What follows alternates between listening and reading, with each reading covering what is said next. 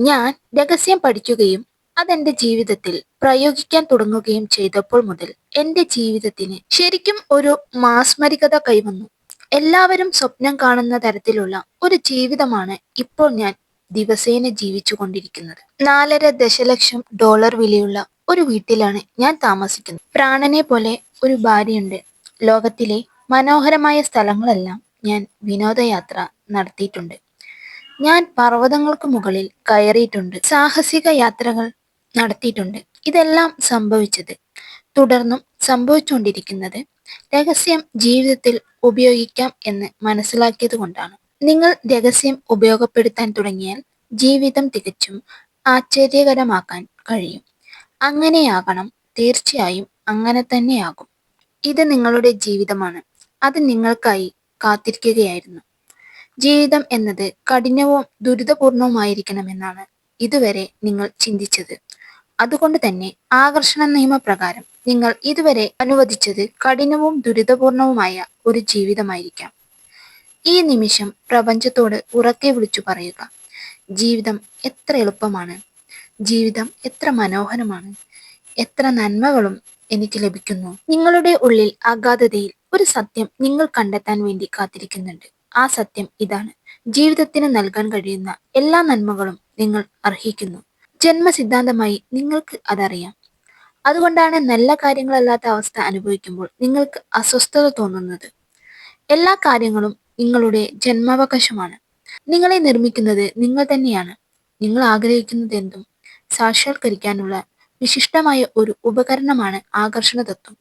വിസ്മയകരമായ ജീവിതത്തിലേക്ക്, നിങ്ങൾ എന്ന ഉജ്ജ്വലമായ വ്യക്തിയിലേക്ക് സ്വാഗതം. ആകർഷണ നിയമം പ്രകൃതിയുടെ നിയമമാണ്. അത് ഗുരുത്വാകർഷണ നിയമം പോലെ തന്നെ നിഷ്പക്ഷമാണ്. നിങ്ങൾ നിരന്തരമായ ചിന്തകളിലൂടെ വിളിച്ചു വരുത്താതെ യാതൊന്നും നിങ്ങൾക്ക് അനുഭവമായി വരില്ല. നിങ്ങൾ എന്തു ചിന്തിക്കുന്നു എന്നറിയണമെങ്കിൽ നിങ്ങൾ എന്തു വികാരം അനുഭവിക്കുന്നു എന്ന് ചോദിച്ചാൽ മതി. നിങ്ങൾ എന്താണ് ചിന്തിക്കുന്നതെന്ന് പെട്ടെന്നറിയാനുള്ള ഉപകരണമാണ് വികാരസ്തോഭങ്ങൾ. ഒരേ സമയം നിങ്ങളുടെ മനസ്സിൽ മോശമായ ചിന്തകളും ഉത്തരമായ വികാരങ്ങളും ഉണ്ടാവുക എന്നത് അസാധ്യമാണ്. നിങ്ങളുടെ ചിന്തകൾക്കനുസരിച്ചായിരിക്കും നിങ്ങളുടെ തരംഗദൈർഘ്യം. നിങ്ങൾ ഏത് തരംഗദൈർഘ്യത്തിലാണെന്ന് നിങ്ങൾക്ക് വികാരാനുഭവങ്ങളിൽ നിന്ന് മനസ്സിലാക്കാം. നിങ്ങൾക്ക് മോശമായി തോന്നുന്ന സമയങ്ങളിൽ നിങ്ങളുടെ തരംഗങ്ങൾ അത്തരം കാര്യങ്ങളെ കൂടുതൽ നിങ്ങളിലേക്ക് ആകർഷിക്കും.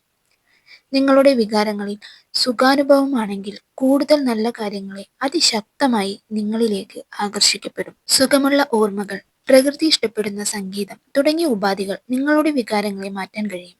അവ നിങ്ങളുടെ തരംഗങ്ങളെ മറ്റൊരു തലത്തിലേക്ക് മാറ്റും. സ്നേഹം എന്ന വികാരമാണ് നിങ്ങൾക്ക് പ്രസരിപ്പിക്കാവുന്ന ഏറ്റവും വലിയ തരംഗദൈർഘ്യം. എത്രത്തോളം ശക്തമായി സ്നേഹം തോന്നുകയും പ്രസരിപ്പിക്കുകയും ചെയ്യുന്നുവോ അത്രയും കൂടുതൽ ശക്തി നിങ്ങളുടെ സ്വാധീനത്തിൽ വരും.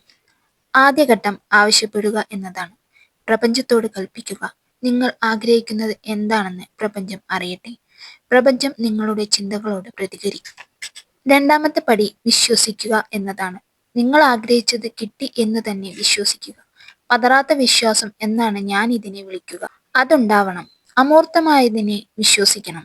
നിങ്ങൾ ആഗ്രഹിച്ച വസ്തു നിങ്ങളുടേതായി എന്ന് കണക്കാക്കുക. നിങ്ങൾക്ക് ആവശ്യം വരുമ്പോൾ അത് നിങ്ങളുടെ പക്കൽ ഉണ്ടാവും. അത് വരട്ടെ. അതിനെക്കുറിച്ച് വിഷമിക്കാതിരിക്കുക. എനിക്കത് ഇല്ലല്ലോ എന്ന് ചിന്തിക്കാതിരിക്കുക. അത് നിങ്ങളുടേതാണ്. നിങ്ങൾക്കത് സ്വന്തമാണ്. അത് നിങ്ങളുടെ കൈവശം തന്നെയുണ്ട് എന്ന് ചിന്തിക്കുക. ഈ പ്രക്രിയയിലെ മൂന്നാമത്തെയും അവസാനത്തെയുമായ ഘട്ടമാണ് സ്വീകരിക്കൽ. മനസ്സിൽ സന്തോഷം നിറയണം. ആഗ്രഹിച്ചത് കയ്യിൽ എത്തിയാൽ എത്ര സന്തോഷമായിരിക്കുമോ അത്രയും സന്തോഷം ആ വികാരം ഇപ്പോൾ ഉണ്ടാവണം. നിങ്ങൾ ആവശ്യപ്പെടുകയും വിശ്വസിക്കുകയും അറിയിക്കുകയും ചെയ്യുന്ന നിമിഷം തന്നെ അമൂർത്തതയിൽ അത് നിങ്ങൾക്ക് ലഭിച്ചു കഴിഞ്ഞു. പ്രപഞ്ചം മുഴുവനും പിന്നെ അതിനെ മൂർത്ത രൂപത്തിൽ നിങ്ങളിലേക്ക് എത്തിക്കുവാൻ വേണ്ടി ചലിക്കും.